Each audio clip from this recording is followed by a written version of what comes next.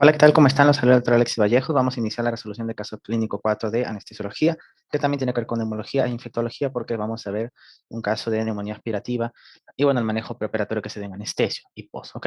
Listo, entonces, es una mujer de 76 años y es una paciente anciana, ¿ok? Los pacientes ancianos tienen menores defensas por senescencia del sistema autónomo, el sistema inmune, disculpen. Y las ancianas también pueden estar desnutridos, hay que valorar eso, y los ancianos también tienen comorbilidades, ¿ya? A veces hay demencia, entonces tienen riesgo de aspiraciones. Ya ingresa al quirófano para cirugía de colecistectomía laparoscópica por colestitis crónica calculosa, ¿ya? Una cirugía que es una cirugía eh, electiva, al parecer, no menciona que sea emergencia, y es una cirugía que generalmente es limpia contaminada, ¿no? Tipo 2. Entonces, última hospitalización por emergencia hace 3 días, a la que acude por presentar dolor abdominal. Entonces, ingresa al quirófano, ya sabemos, procedente de hospitalización, de cirugía para intervención. Entonces, esta es la cirugía que le van a hacer, ¿no? Última hospitalización por emergencia hace 3 días, a la que acude por presentar dolor abdominal asociado a náuseas y vómitos, por lo que presenta varias veces. Se le indica hidratación, antiemético, antiespasmódico, ¿no?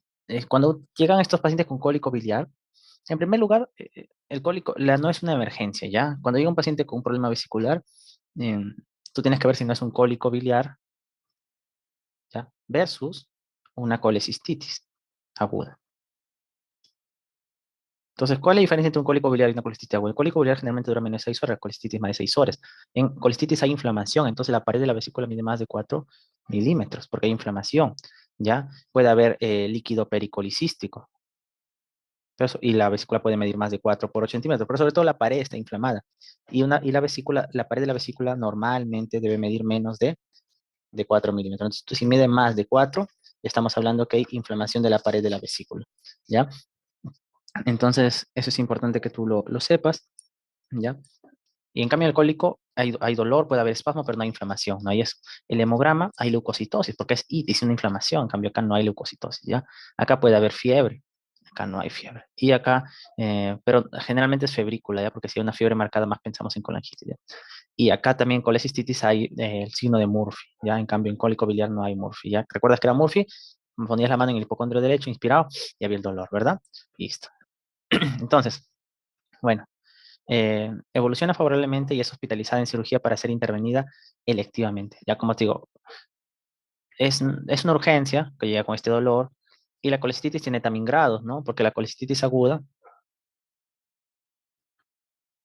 tiene sus grados, ya grado 1, grado 2 y grado 3. Y de acuerdo a los grados, tú vas a ver el manejo, ¿ya? El grado 3 es el paciente está chocado, pues, ¿no? El paciente está muy mal, ¿ya? El grado 3, el paciente hay disfunción multiorgánica, ¿ok? Entonces, en el grado 3, el paciente, por ejemplo, tú le vas a ver un PAFI menos de 300, una creatinina más de 2, un INR prolongado, plaquetas menos de 100.000, ¿no? Ese es el grado 2. O sea, hay disfunción multiorgánica, ¿ya? Está hipotenso o tiene que usar norepinefrina, o sea, usa vasopresores. ¿Ya? Entonces, el grado 3 hay disfunción multiorgánica. El grado 2 es un paciente que tiene leucocitos más de 18.000, hay una masa palpable, o sea, ya se plastronó, va más de 72 horas con ese dolor y no ha disminuido. Hay complicaciones locales como colecistitis gangrenosa, acceso pericolicístico, o sea, hay un acceso hepático concomiante, hay una peritonitis biliar, hay una colecistitis enfisematosa. ¿Ya? Entonces, si tiene cualquiera de esos cuatro, leucocito más 18.000, masa palpable, más 72 horas, complicaciones locales que ya le hemos descrito, entonces ese es grado 2, y si no tiene ninguno es grado 1, ¿ya? Generalmente el grado 1 le hacemos una colelap eh, temprana, o sea, este de acá se lo tiene, en la vida real lo mandamos a su casa y le decimos que venga por consultorio externo, ya sin dolor y para ver cuándo se va a operar, pues, electivo, ¿no? Pero en centros especializados lo que se debe hacer es que en misma vez que llega lo operamos, pero tenemos hasta 3 días para operar, ¿ya? Le sacamos.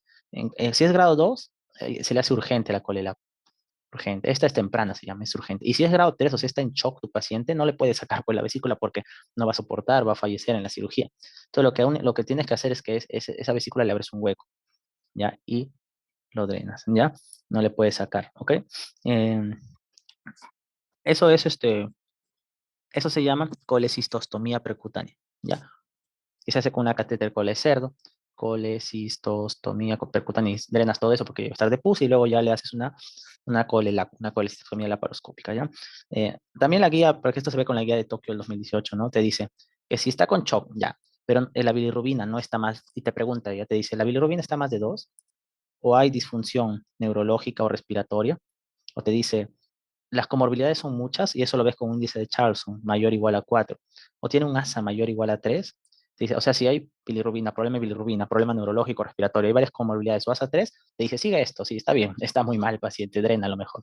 Pero te dicen, si no hay esto, no hay comorbilidades, el ASA es 2, el paciente no tiene una disfunción neurológica, respiratoria, te dice, a ver, intenta hacer tu colecistectomía. Te dice, intenta, ¿no? O sea, si tiene un estadio bueno el paciente, a pesar de tener algunas fallas orgánicas, lo puede sacar la vesícula, ¿no? Pero si no mejoras en la vida real hacemos colecistectomía percutánea, porque nadie entra con un paciente tan inestable, Sara, ¿ya? Entonces, eso es como se maneja realmente, ¿ya? Todo lo que tú vas a ver en emergencia, que lo mandan a su casa y que lo programen después, eso no se hace, ¿ya? La guía te dice esto claramente. Otra cosa es que no haya infraestructura a veces, ¿no? Pero no debe ser. ¿Por qué? Porque estos cálculos son factor de riesgo para cáncer de vesícula, ya sobre todo litos más de 2 centímetros. Y luego cuando llegan con cáncer de vesícula el paciente, ahí sí pues es maligno, es muy maligno el cáncer de vesícula, es uno de los más malignos que hay. ¿Ok? Listo. El día de su hospitalización, un día antes de que lo operen, le indican dieta líquida, la cual suspende las 5 horas del día previo a su intervención quirúrgica. O sea, a las 5 de la tarde suspende su dieta líquida, ¿no? ¿Y a qué hora lo van a operar? No sabemos, seguro en la mañana. ¿Ya? Y al final hizo un ayuno de 12 horas. ¿Esto está bien? Yo te pregunto. ¿Ayuno de 12 horas? No, no. Ya está dicho, y eso tú lo vas a ver en el protocolo ERAS, que lo que más tú vas a ver en los hospitales es nada por boca, así, NPO, o dieta absoluta, porque lo van a operar. Y las estadísticas, y abajo están las referencias, dicen que más del 50% de los pacientes nada por boca no es necesario.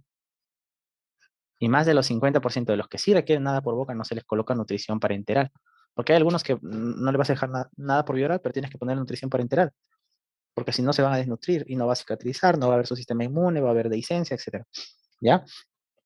Y eso antes se decía, ¿no? En 1800, hasta 1984 se decía que si tú ibas a operar a alguien, no debía comer nada desde medianoche, ¿no? Y así lo operas en la mañana. Pero ahora que se sabe. Luego se hicieron estudios y se vieron, ¿no? Que si tú, por ejemplo, dabas alguna comida, agua, por ejemplo, 150 mililitros, 2 horas y media previo, en el estómago había 18 mililitros. Y si lo dabas 16 horas, 27. En promedio, de 0,56 a 0,80. O sea, Alexis, que o sea, si yo le doy un vaso y medio de agua a las 2 horas y media, tiene similar o un poco menos incluso que si le doy a las 16 horas, sí. Porque el líquido en 2 horas ya pasa. Ah, interesante. O sea, a ver, con algo más. Y son estudios diferentes que se han hecho y se medían con ecografía o con resonancia cuánto había de contenido abdominal. Si yo le doy, por ejemplo, un jugo o café, 150 mililitros, a las 2 horas y media, ¿cuánto quedaba en el estómago a la hora de la operación? Que sea 2 horas y media después, 24 mililitros, de 0,96 en promedio. Y si yo le daba a 14 horas y media antes, también había de 0,75, o sea, 23 acá dicen, ¿no? Entonces, ¿qué es lo que te quieren decir todos estos estudios? Te querían decir que tú al paciente, si lo dejas sin comer 14 horas o 2 horas y media, es lo mismo, ¿ya? Entonces, ¿para qué dejar esa indicación que desde la noche no coma nada? Está mal, ¿cierto? Está mal. Y así se han probado con un montón de comida. Entonces, y a veces tú dices, ah, ya, lo voy a operar dentro de 6 horas. Si no lo puedes operar en 6 horas, ¿por qué? Porque el anestesiólogo o el cirujano no podían esa hora, se retrasaron pidiendo una emergencia un paciente, el paciente demoraron en llegar a la sala, retraso en el inicio de la primera cirugía, o sea, la segunda cirugía, la primera cirugía se complicó y demoró un poco más, o que digan, no, no, no, hay que demorar porque el paciente no tiene el ayuno adecuado, o lo reprograman, ¿no? ¿Y cuál es el problema de que tú lo dejes con ayuno 12 horas, por ejemplo, ya? Que el, el paciente, cuando tú lo dejas con ayuno, hace como una suerte de resistencia a la insulina, porque tiene que sacar glucosa, ¿ya? Y el paciente empieza a elevar la insulina, baja el glucagón y ya empieza a hacer catabolismo del glucógeno, hace hiperglucemia, catabolismo lipídico, proteico y balance negativo de nitrógeno. ¿Cómo hace esto? ¿Ya? Eh, el paciente con el ayuno va a liberar las hormonas del estrés, como el cortisol, hormona tiroidiana, la epinefrina, porque es ayuno, el ayuno es un estrés para el paciente, no comer. Entonces, esas hormonas hacen insulinoresistencia porque son anti-hiperglucemiantes, ¿no? Entonces generan resistencia a la insulina. La insulina no funciona porque hay mucho cortisol, catecolaminas, somatotropina. Entonces al final estas hormonas que se liberan por el ayuno prolongado van a dar resistencia a la insulina, como la diabetes, ¿no? Entonces, ¿qué pasa en la resistencia a la insulina? Para que la glucosa, que la estoy pintando en María, entre a la célula, tienen que salir unos transportadores llamados GLUT, que ahora los voy a pintar de verde. Estos transportadores GLUT4 son los que salen y dicen, abro las compuertas para que entre la glucosa y entra, ¿ya? Los GLUT4 son los insulinos sensibles, son los que funcionan con insulina, igual que el GLUT12, pero principalmente el GLUT4, y están en el músculo, tejido adiposo e hígado. Pero para que el GLUT4 salga, la insulina se une a su receptor tirosinquinasa, activa sustrato receptor de insulina, y a esto activa a la proteinquinasa C atípica, a la AKT o proteinquinasa B, y estos hacen fosforilaciones hasta que hacen que las vesículas de GLUT salgan. Pero si el paciente está con ayuno, igual que en la diabetes, hay resistencia periférica a la insulina. ¿Por qué? En la diabetes, son múltiples vías de leves egregios, ¿no? ¿Ya? Pero ¿por qué en el ayuno? ¿Por qué el ayuno prolongado lo genera? Porque el ayuno es un estrés y libera el hormona estrés, cortisol, las epinefrina, hormona tiroidea, hormona de crecimiento, etc. Y esto genera resistencia a la insulina, ¿ya? Y si hay resistencia a la insulina, no funciona la insulina y el GLUT4 nunca sale. Esto nunca va a salir y yo lo voy a pintar. Esto nunca va a ocurrir porque hay resistencia a la insulina. En la resistencia a la insulina no funciona la bioseñalización. Por más que diga la insulina, no funciona. Y el paciente, por lo tanto, no va a poder sacar los GLUT4. Y si no saca los GLUT4, yo te pregunto, ¿de qué come la célula si no entra la glucosa? Y lo peor, el hígado se disregula. El hígado necesita que la insulina llegue para guardar al glucógeno, para inhibir la gluconeogénesis. Pero como no funciona la insulina, por la insulinoresistencia, el hígado ya nadie le dice, deja de hacer esto, deja de formar glucosa, o sea, deja de hacer gluconeogénesis, porque la insulina es una hormona anabólica, o sea que sintetiza y es anticatabólica, evita la degradación. Tú has visto que en los gimnasios algunos inyectan insulina, ¿por qué crees? Para formar más músculo. ¿Ya? Y yo he visto, tengo pacientes que han llegado con hipoglucemia por eso, ¿eh? Entonces, se inyectan porque la insulina hace que se forme más músculo, más grasa, en el tejido adiposo más músculo, y hace que el hígado guarde la glucosa como glucógeno. Pero como hay insulina resistencia por el ayuno prolongado, entonces no forma más músculo y más bien el músculo se empieza a degradar y se viene como aminoácidos. Los lípidos también se empiezan a degradar y se vienen como ácidos grasos libres. Los músculos como aminoácidos y lactato. Y el hígado, en lugar de guardar la glucosa, produce glucosa. ¿Y qué hace? Al glucógeno que lo tiene guardado lo vuelve glucosa. Y a los ácidos grasos y aminoácidos y lactato que viene lo vuelve glucosa. ¿Cómo se llama ese proceso? Gluconeogénesis. La insulina bloquea la gluconeogénesis y el ayuno, debido a que las hormonas hiperglucemiantes, como el cortisol, catecolaminas, generan insulina resistencia. La insulina ya no le dice al hígado, guarda todo, más bien el hígado empieza a producir glucosa donde sea y se consume al músculo y se consume la grasa y se consume esa misma glucosa y forma a través de la gluconeogénesis más glucosa y a través de la glucogenólisis degrada su glucógeno. Entonces hay una resistencia a la insulina y hay un catabolismo del paciente. Eso es lo que está llevando el ayuno que le están dejando al paciente. Neoglucogénesis, hiperglucemia, resistencia a la insulina. Va a dar una mayor hospitalización y mayor morbilidad y mortalidad en tus pacientes, ¿ya?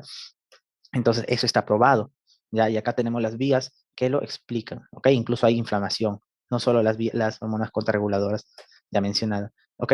Y esta insulino resistencia, la reducción de la insulino resistencia va a ser mayor según la cirugía, es peor si la cirugía es colorectal, apertura de abdomen, hernia y la laparoscopia es un poco mayor, ¿ya?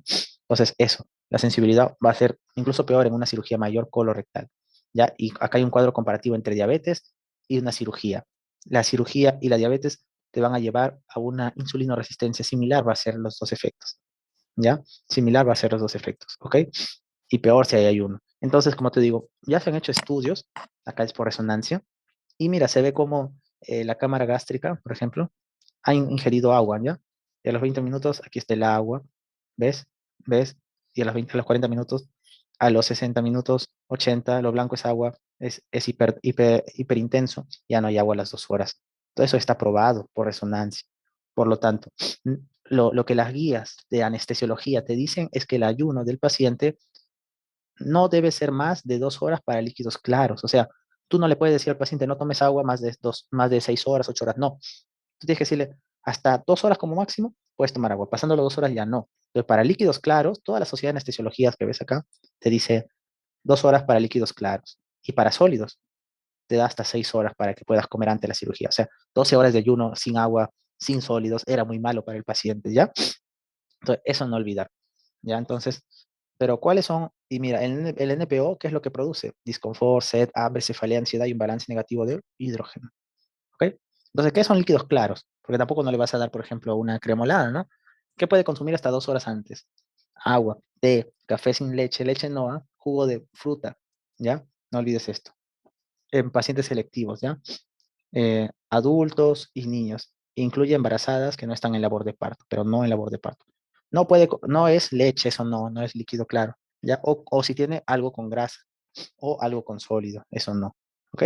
Listo. Y estos son líquidos claros, pues, líquidos claros 2 horas. Si es leche, 4 horas. Si es fórmula infantil, 6 horas. Si es leche no humana, 6 horas. Si tiene mucho dulces o eso. Y si es grasa, 8 horas o más, dependiendo qué es lo que ha consumido. Por ejemplo, a veces es sopa, líquido claro, pero es muy grasosa, no 8 horas o más, ¿ya? Entonces, eso. Y en la nutrición del paciente, según el protocolo ERAS, 2 horas antes de la cirugía hay que darle al paciente un carbohidrato complejo llamado la dextrina, ¿ya? Eso se le tiene que dar 2 horas antes, que no se ha hecho, pero el protocolo de ERAS lo dice. Que darle dextrina 50 gramos en 200 cc y la noche anterior hay que darle 100 gramos en 100 cc, ¿ya? Eso habría que dar la maltodextrina, ya que está la maltodextrina. 2 horas antes del preoperatorio es lo que dice el protocolo ERAS que se debe hacer, ¿ya? Listo. Entonces el protocolo era que te dice, lo normal era que decía no terapia nutricional preoperatoria, ahora sí debe darse 7 a 14 días terapia nutricional, incluso hiperproteica, 1,5 gramos de proteína. Se le debe explicar al paciente, el colon ya no se debe preparar, sobre todo el colon derecho para una cirugía nunca debe darse enemas, colon izquierdo es aún discutible. Antes se le preparaba el colon, siempre se le enema, y le daban este fosfato monosódicos enemas, y el paciente llegaba con hiponatremia. Algunos han fallecido por tanta diarrea, por los enemas hacen trastorno electrolítico. ¿Ya? No se le coloca sondas o drenaje a todos. El ayuno 2 horas para líquidos claros, 6 horas para sólidos, no con grasa, y se le tiene que dar carbohidratos complejos, maltodextrina, 2 horas previas, ¿ya? El objetivo del protocolo CERAS es que el paciente en el primer día postoperatorio pueda comer. Y ahí solo le des líquidos por vena un día. Con eso hay menos complicaciones, menos mortalidad. El paciente va de alta antes y reduce los costos, ¿ya? Entonces, eso era lo que te quería comentar en esta parte. ¿Listo? Entonces ya con esto ya viste que el postoperatorio estaba mal. ¿Listo? Se hicieron sus prequirúrgicos presentando un hemograma de 37.600, hemoglobina de 12, urea de 23, creatinina 0.92, glucosa 96. El TP y el INR están normales, 12, es de 11,5 a 14,5, el INR está en 1,3. El Goldman, 2 de 4, ¿ya? Y el ASA 2, o sea, ¿tiene alguna comorbilidad? Bueno, en este caso solo le da nomás, pero está manejable, ¿ya? Sí tienes comorbilidad, la hipertensión en tratamiento regular. Y bueno, aquí está su peso, que no tenemos la talla para ver el MC. En cuanto a las funciones biológicas, su hipertensión está controlada. ¿Qué consume? Captopril, ¿no? Hay que tener cuidado porque el captopril puede subir el potasio en los pacientes, ¿ya? ¿Listo? Su frecuencia cardíaca 66, respiratoria 20, saturación 97, mucosa seca y un grado de deshidratación. Se canaliza vía endovenosa en el antebrazo superior izquierdo. Se peroxigena con máscara de reservorio de 10 litros por minuto antes de colocar la anestesia. Entonces, generalmente, antes de intubar a un paciente, le colocan la anestesia, la inducción, ya lo habrás visto en la videoclase teórica de anestesiología, ¿no? Con los fármacos que se hace, generalmente se hace una mezcla de fentanilo con propofol y con alguna una benzodiazepina, que puede ser el pentobarbital, a veces un barbitúrico, a veces comiéndolo. Y luego ya la anestesia, ya una vez que lo indujiste, eh, al paciente le puedes peroxigenar, ¿no? Y ya luego lo puedes intubar, ¿no? Y ahí haces una secuencia de intubación con succinilcolina y todo eso, ¿no? Ya, entonces, mira, se peroxigena al paciente con 10 litros por minuto de máscara de reservorio, una máscara a 10 litros, mm, a 10 litros por minuto. La máscara de reservorio generalmente uno empieza con 6 litros por minuto, ¿ya? Y te da un 60%, 7 litros, habla de válvulas sin reinhalación, de FIO2, 7 litros te da un 70%, 8 litros da un 80%, 9 litros 90% y 10 litros da casi el 100%, ¿no? Y puedes tú subir la válvula el FIO2, el litro por minuto, una máscara de reservorio sin válvula de reinhalación hasta 15 litros, ¿no? Pero uno sabe que nunca la saturación supera más del 80, 75-80% con máscara con válvula de reinhalación, ¿ya? 80%. Todo lo han inhalado como para darle un 80% de FIO2 de oxígeno y lo inducen, ¿no? Como te mencionaba, fentanilo, propofol, y esto es para intubar, ¿no? El rocuronio, ya que es para intubar al paciente, ya el rocuronio también se puede usar o succinilcolina. Se procede a intubar al paciente, la laringoscopía se observa salida de líquido por esfínter esofágico. Y entonces, imagínate, lo vas a intubar a tu paciente y relajas tú el paquete traqueoesofágico, ¿no? Aquí está la tráquea, ¿no? Vamos a dibujarlo otra vez, ¿ya? Entonces, tu paciente estaba así y está acá la tráquea, esófago. El esófago se conecta al estómago, ¿no? Y la tráquea a los pulmones, ¿no, papá? Pero tú vas a intubar, cuando uno intuba, y ya lo vas a hacer, ¿no? Uno usa el laringoscopio, ¿no? Y ahí tiene como una válvula que lo coges acá el epiglotis y subes, y luego le metes acá el tubito. Metes el tubito, tienes que colocarlo hasta acá, más o menos hasta la carina. Ya nunca puedes pasar de la carina hasta acá. Ya el negro.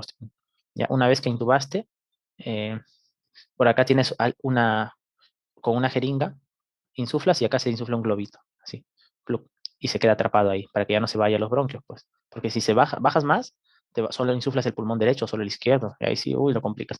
Entonces luego pruebas, ¿no? Insuflas, acá con tu bolsa, la bolsa de válvula mascarilla, insuflas, presionas, y tienes con tu estete escuchar bilateral, ¿sí? Si no, estás en un solo pulmón y tienes que retroceder. Y luego ya lo conectas a la máquina, ¿no? Entonces, eh, pero estás haciendo y empieza a salir líquido ves un tromboescopio y se sale el esófago líquido. O sea, cuando tú colocaste esto para relajar el músculo, se relajó el músculo y empezó a salirse el líquido del estómago. Eso es lo que está pasando. Entonces empezó a salir el líquido del estómago y eso se puede ir a la vía aérea porque el paciente, como ya lo dormiste con fentanilo, propofol, ya perdió los reflejos respiratorios para toser ese líquido. Y encima que lo has paralizado con rocuronio. Así que el rocuronio es un paralizante neuromuscular no despolarizante. ¿Ok? Entonces empieza a salir el líquido, ¿no? Este que se insufla se llama CAF, por si acaso, ya ese que se insufla y lo asegura, ya una vez te lo digo, ya. Se empieza a salir líquido, ¿no? Se procede a aislar la vía aérea con el tubo endotraqueal y sellar el CAF, o sea, igual se empieza a salir líquido y lo que haces es aspirar normalmente, ¿no? Cero la salida líquida, aquí está. Se procede a aislar la vía aérea con el tubo y sellar el CAF. Se aspira el contenido gástrico y más o menos había 700 mililitros del paciente, pero si estaba en ayuno de 12 horas, ¿cómo va a haber 700? Se corrobora ecográficamente que tiene el estómago lleno el paciente, sí, salió más casi un litro ha salido. Se aspira todo el contenido gástrico de casi un litro y se coloca en posición de Trendelenburg al paciente, ¿no? Se solicita AGA y electrolitos, ¿ok? INPAFI mayor a 400 normal, el potasio está bajo, ¿no? Hay una menor a 3,5, es leve, menor a 3 hay una hipocalemia moderada y el sodio está bajo, pero es una hiponatremia leve, ¿no? Porque es menor a 135. Menor a 130 es moderado. Paciente revertida con neostigmina, ¿ya? Neostigmina es un fármaco que inhibe a la acetilcolinesterasa. Entonces, si ya no hay quien degrade a la acetilcolina, porque la acetilcolinesterasa es la que degrada a la acetilcolina, ¿ya? La acetilcolina es la que va al músculo y activa el músculo esquelético para su contracción. Cuando tú le has dado al paciente rocuronio, has bloqueado el receptor nicotínico N1 o N-N, eso es lo que hace el rocuronio. Pero si tú tuvieras más acetilcolina, esa acetilcolina viene y sale de mi sitio para lo desplaza. Pero no tengo mucha acetilcolina. Entonces yo puedo hacer farmacológicamente bloquear la acetilcolinesterasa con neostigmina y así esta ya no se inhibe, perdón, esta ya no degrada a la acetilcolina ya no es degradada, aumenta y lo elimina el rocuronio. Entonces, para eso es. ¿Y yo por qué quiero eliminar el rocuronio? Para que mi músculo otra vez empiece a funcionar, mi músculo respiratorio de mi vía aérea superior y recupere mis reflejos de la vía aérea. ¿Ya? Le dan estigmine, luego de pasar el tiempo acción relajante y el paciente recupera ventilación espontánea, despierta y procede a extubar. Se instala profilaxia antibiótica para neumonía aspirativa. Entonces al paciente le dan profilaxia antibiótica para neumonía aspirativa y se interconsulta UCI. La paciente admitida UCI y evoluciona favorablemente, ¿no? Entonces, ese es el caso. Es una paciente que supuestamente estaba 12 horas en ayuno y al final tenía casi un litro de líquido, ¿no? Y ese litro de líquido podría ser relacionado con este problema del potasio. ¿Por qué? ¿Qué genera el potasio en los intestinos? Genera hilio paralítico, ¿ya? Tú tienes que saber, y también puede ser con algunos fármacos que haya recibido, ¿no? ¿Con qué le han calmado el dolor? Con antiespasmódico, ¿no? La iosina también un poco disminuye el peristaltismo. Y no sabemos si le han dado tramadol, porque eso sí disminuye mucho más los opioides, el peristaltismo ya. Entonces, pero el paciente ha estado con muchos vómitos, entonces por los vómitos tú has tenido que reponer, o sea, ¿qué es lo que debió hacer, no? Eh, si tú tienes a alguien con náuseas y vómitos, entonces el paciente probablemente ha perdido sus electrolitos, pues, ¿no? Si ha tenido bastantes vómitos. Y encima de eso, tú le das ayuno de 12 horas. Entonces, ¿a qué hora recupera sus líquidos? ¿Ya? Entonces, tu hidratación, tú lo que has tenido que hacer acá, o bueno, el médico que estuvo atendiendo es solicitar electrolitos y ver cómo estaba su potasio. Porque si el potasio estaba bajo, el potasio bajo paraliza al músculo liso y al esquelético. Entonces eso puede generar en el paciente ilio adinámico o paralítico. Entonces, hidrodinámico paralítico, por más que el paciente haya comido hace 12 horas, si no se mueve el intestino, se va a quedar acá todo. Se va a quedar acá todo, ¿ya? Porque está con idrio, por el problema del potasio. Entonces, y eso que no solo tiene que ver el potasio, tiene que ver el magnesio también. Porque el magnesio, si el magnesio está bajo, que generalmente el magnesio es de 0,85 hasta 1,1, si el magnesio está bajo, el potasio nunca va a subir, también va a estar bajo. Ojo. Entonces, eso había que ver acá. Y encima que le suspenden la vía oral, entonces el paciente pues nunca recupera sus electrolitos y el antiespasmódico no deja también mover el intestino, por si acaso baja el peristaltismo y con eso paraliza más. Entonces, mira, un día antes lo habían dejado dieta líquida, pero no, probablemente no fue lo suficiente para reponer el potasio, ¿no? Potasio está en verduras, ¿no? En plátano, naranjas, etcétera, ¿no? ¿Ok? Y, y bueno, el prequirúrgico no le solicitaron el potasio, ¿ya? Hay que tener cuenta en eso, ¿ya? ¿Listo? Entonces, eso es un factor que ha contribuido a que el paciente pues haga hipocalemia y esa hipocalemia puede generar un hilio y ese hilio haga que el paciente aún tenga mucho residuo gástrico. Es uno de los factores, ¿ya? Luego este paciente probablemente se ha aspirado y le han dado profilaxis para neumonía aspirativa. Esta profilaxis no está indicada. No se da antibióticos para prevenir la neumonía. Sí, tú tienes que, porque cuando alguien se aspira, hay dos soluciones.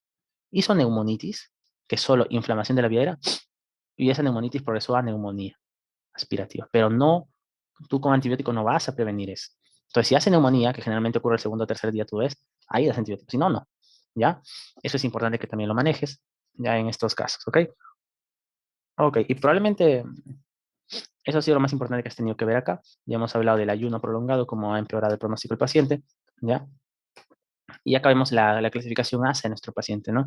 Entonces nos han puesto que el paciente tiene un ASA 2, si no me equivoco. Yo siempre estoy acá verificando el ASA que tiene el paciente.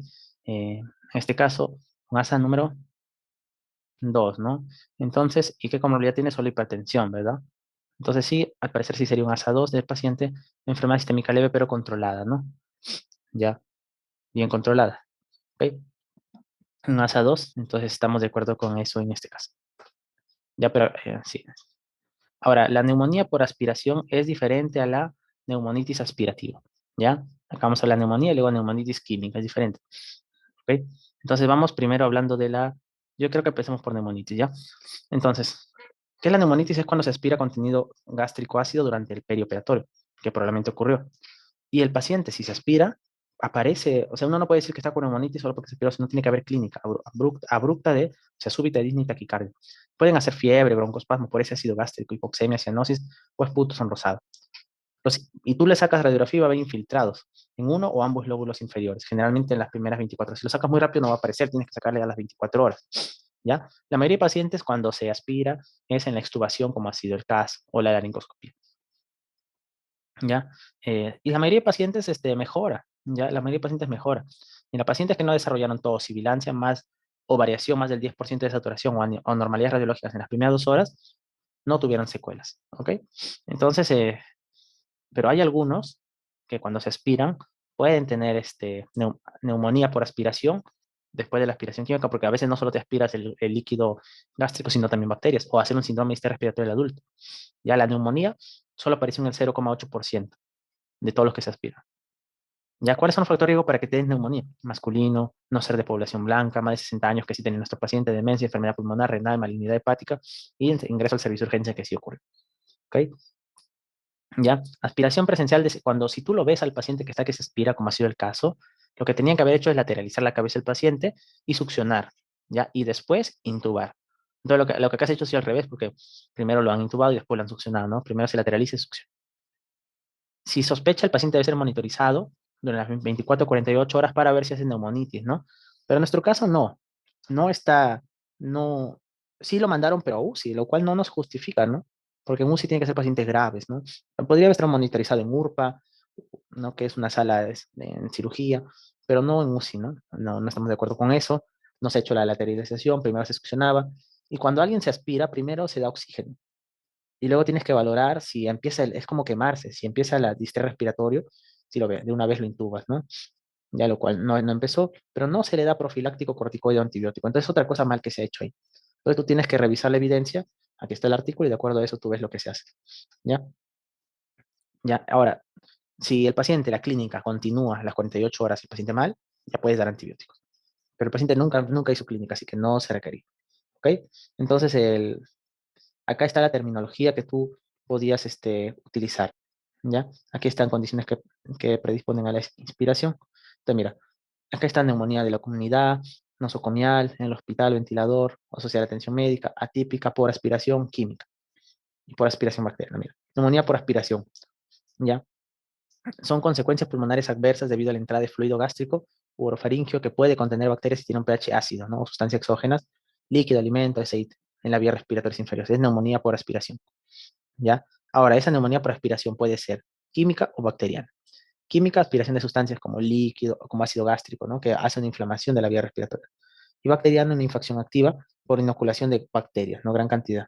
Entonces, la neumonitis química se puede transformar en bacteriana, sí, pero no siempre, ya no siempre. ¿Por qué se puede aspirar a alguien? Bueno, en primer lugar, la anestesia general que le han puesto, ¿no? Y que le han puesto, pierde todos sus reflejos, ¿no? Pero eso es lo normal que se hace antes de operar. Ahora, si el paciente tiene, por ejemplo, un esfínter, un esfínter a nivel del cardias, no cardíaco, acá a nivel del cardias, ¿no? Esofágico inferior incompetente se puede aspirar, ¿no? Ya, si hubiera una neoplasia, algo, ¿no? Eh, y si hay, por ejemplo, algún problema neurológico, también se puede aspirar. Interrupción mecánica de las defensas habituales. Los pacientes con sonda se aspiran, cuidado. Cuando lo están intubando, como ha sido en nuestro caso. O cuando han tenido vómitos prolongados, pueden aspirarse, que no ha sido el caso porque no está vomitando en plena intubación. ¿Ya? Eh, por ejemplo, gastroparesia, ilio, que eso sí ha sido por el bajo potasio. ¿Ya? ¿Ok? Entonces ahí están las condiciones. Y acá podemos ver la aspiración, ¿no? Por ejemplo, estos son pacientes que han convulsionado y hacen después de la aspiración infiltrados. Mira cómo hicieron. Bilateral generalmente. Más te aspiras hacia el lado derecho, pero puede ser bilateral. Sobre todo el segmento 6, ¿ya? Infiltrados bilaterales y pueden haber incluso broncogramas aéreos porque va a los alveolos. Y mira, un mes después, una radiografía normal del mismo paciente. Ya acá hay una radiopacidad completa que está, mira, incluso retrae la tráquea, que está el paquete en la tráquea, ¿no? ¿Ya? Y acá se ve el aspirado, todo el aspirado del paciente, en el pulmón derecho, ¿ya? Una pequeña parte aireada, ¿ok? Y esta es una vista ya más ampliada, ¿no? En el cual en esta vista más ampliada se ve el lóbulo medio, lo que son las puntas de flecha, ¿no? Y un proceso intersticial airado. Esto es por aspiración, ¿no? Había aspiración, hay atelectasia, porque mira cómo retrae esto, no hay neumonitis, ¿ya? Entonces, eso es la neumonitis química por aspiración, ¿ya? Ahora, acá hay otro término, neumonía por aspiración posoperatoria, ¿ya? Entonces, neumonía por aspiración puede ser química o puede ser bacteriana, ¿no? Química o bacteriana, ¿ya? Entonces, esas dos cosas pueden ser. Vamos a conversar acá, ya hablamos de la química, vamos a ver en los pacientes posoperados por qué se aspiran, porque un paciente con SB puede aspirarse, pero en este caso no es así, un paciente posoperado, ¿ya? Cuando se aspira, la mortalidad puede llegar hasta un 38,5%. Y factor de riesgo de la avanzada sí ha tenido, ¿no? Infección pulmonar no sabemos, anemia no ha tenido, por la cirugía, ¿no? ¿Sí? ¿Ya? Si es algo de emergencia también y por el tipo de anestesia. Por ejemplo, lo normal que uno debe tener de ayuno son 6 a 8 horas para sólido y 2 a 4 para líquidos. No sabemos cuál es el último que ha comido, porque si ha comido algo muy grasoso, podría eso también condicionar, ¿ya? Y ahora, mira, en situaciones de emergencia, porque el paciente llega por emergencia, el vaciado gástrico está alterado, aún después de periodos prolongados de ayuno. No se puede asumir que tengan estómago vacío. De emergencia, así no haya comido hace 12 horas, no se puede asumir que el estómago esté vacío, ¿ya? Para prevenir esta aspiración, ¿qué se puede hacer en el preoperatorio? El anestesiólogo puede recomendar, ¿no? Entrenamiento preoperatorio de los músculos inspiratorios ha demostrado ser efectivo para prevenir la neumonía por aspiración, pero no reduce la mortalidad, pero sí previene, ¿ya? Y la colocación, y si tú le colocas al paciente sonda después de una cirugía, eso da mayor aspiración, entonces no se debe dar, ¿ya? Entonces, ¿cuáles son factores de riesgo para que un paciente se aspire después de la operación? Edad avanzada que se ha tenido, un asa mayor igual a 3, no, insuficiencia cardíaca, caquexia, cirugía abierta, ayuno prolongado. Mira esto, en cirugía de emergencia. Mira lo que ha dicho este estudio, ¿ah? El ayuno prolongado, preoperatorio en cirugía de emergencia da más aspiración. Mira ese hallazgo.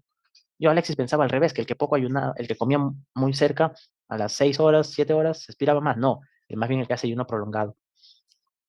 ¿Ya? Y aquí está, este es el artículo. ¿Ya? Y decía que Solo en cirugías de emergencia con ayuno preparatorio más 6 horas hubo un aumento de tasas de mayor aspiración. En las de emergencia con más de 6 horas de aspiración. ¿Ya? Eh, ujú. ¿Listo? ¿Y por qué el ayuno prolongado?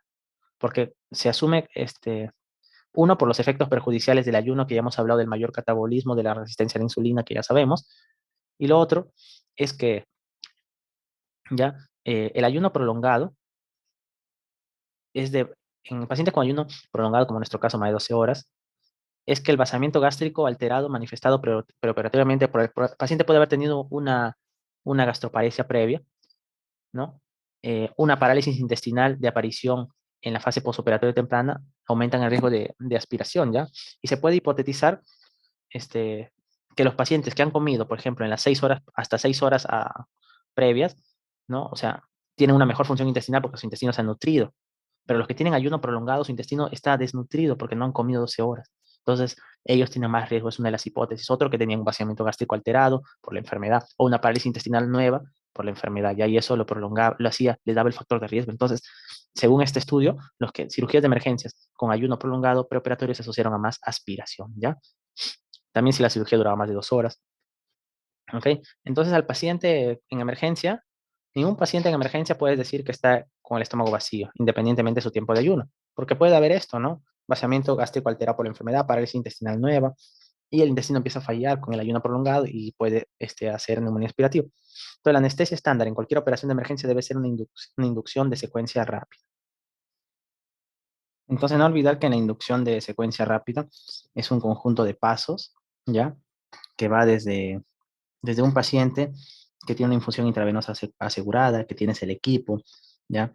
Que vas a limpiar la cavidad orofaringea, que le vas a pasar oxígeno al 100% 2 minutos, ¿ya? Y lo continúas hasta inducción, que lo colocas en posición elevas el tronco y los miembros, ya, y posición de V se le llama, y luego la cabeza hiperextendida en posición del olfateo. Monitorizas, ya le colocas los fármacos por inducción, generalmente usamos succinilcolina o becuronio. Succinilcolina usamos a 1 o 2 miligramos por kilo, que inicia en menos de un minuto, es el que más usamos. Becuronio podría usarse rocuronio, más usamos rocuronio entre los dos, pero más succinilcolina, que la dosis es de 1 a 1,2 miligramos por kilo, inicia en menos de un minuto y dura un poquito más de 20 minutos. Luego de eso, que le colocamos, le colocamos los medicamentos, ¿no? Tiopental, generalmente 2 miligramos por kilo. Nos pueden ayudar haciendo la compresión del cricoides, que es la maniobra de Sell. Succinilcolina, dijimos la dosis, después del tiopental, y esperamos que esté en apnea el paciente, quitamos la máscara, intubamos rápidamente, inflamos el manguito, ¿no?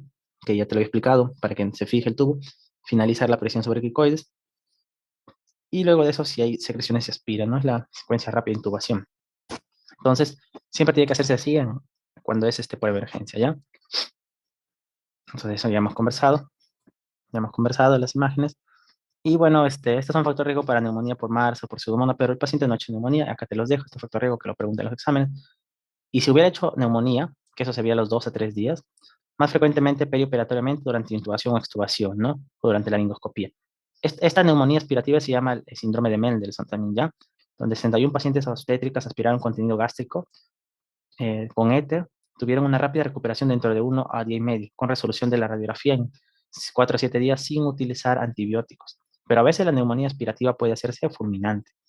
Ya, sobre todo cuando es para que haya neumonía aspirativa o síndrome de Mendelssohn, tiene que haber un pH menor a 2,5 y un volumen de 1 a 4 mililitros por kilo. ¿Ya? Entonces, yo como sospecho de esta neumonitis química, ¿no? Con el inicio brusco de los síntomas, disnea, tos, hipoxemia, taquicardia, ¿no? Fiebre suele ser bajo grado, crepitantes y sibilantes difusas y opacidades en radiografía de tórax, ¿ya? El diagnóstico de neumonitis química, por si acaso, es presuntivo en función de la clínica. La anomalía de la radiografía aparece a las 2 horas. Si se observa aspiración, ya sabemos que había que girar la cabeza, ¿no? Y succión traqueal inmediata para eliminar líquidos y partículas. El lavado broncoalveolar no protegerá los pulmones si ya fue aspirado, ¿ya? Entonces, hay que al paciente lo oxigena si proporcionas ventilación mecánica si empieza insuficiencia, lo cual no hubo en nuestro caso. No se le da corticoides, ¿ya? El 13 a 26% se van a infectar, pero no se dan antibióticos profilácticos. Solo se dan antibióticos que, si hizo mal en el paciente, si tienen insuficiencia respiratoria persistente progresiva con signos de inflamación. Generalmente a las 24 o 48 horas se evalúa si damos antibióticos.